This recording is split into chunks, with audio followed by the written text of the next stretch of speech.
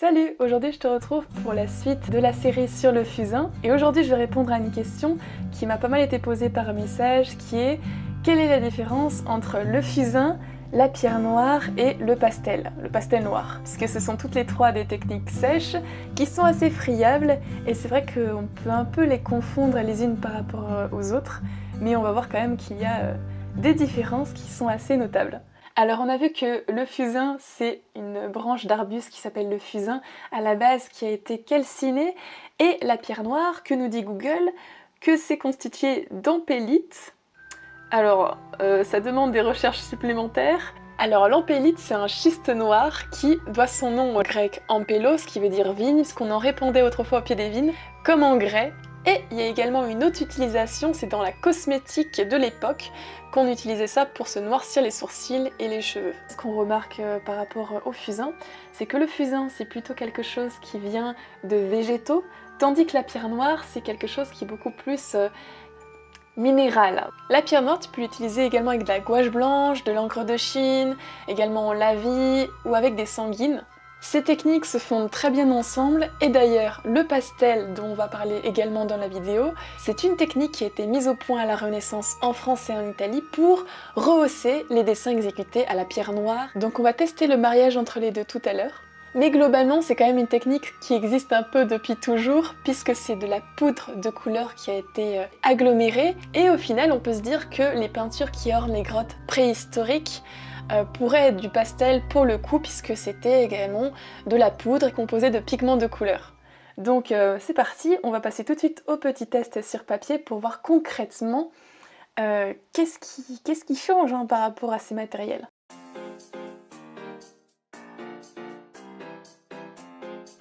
Alors au niveau du tracé, il y a tout de suite quelque chose dont on se rend compte quand on l'utilise, c'est la sensation du matériel sur la feuille. On se rend bien compte que le fusain va moins accrocher que la pierre noire, qui semble beaucoup plus gras, on dirait que c'est plus une pâte, on va sentir une petite résistance. Avec le pastel sec, c'est sans surprise, il reste un gros dépôt de poudre, donc c'est un des matériels qui est le plus salissant entre les trois. Vu comme ça les tracés, il n'y a pas encore de différence trop significative, surtout quand on trace simplement des lignes. Les grosses différences viennent surtout à l'estompage. Là il n'y a pas photo, avec le fusain qu'on vient estomper on recommence à voir un petit peu le blanc de la feuille. Pour le crayon pierre noire on voit encore énormément le tracé en dessous, c'est plus la pâte qui va venir s'étaler un petit peu sur le papier. Tandis que pour le pastel sec, ici le rendu est très diffus, la couleur reste présente contrairement au fusain.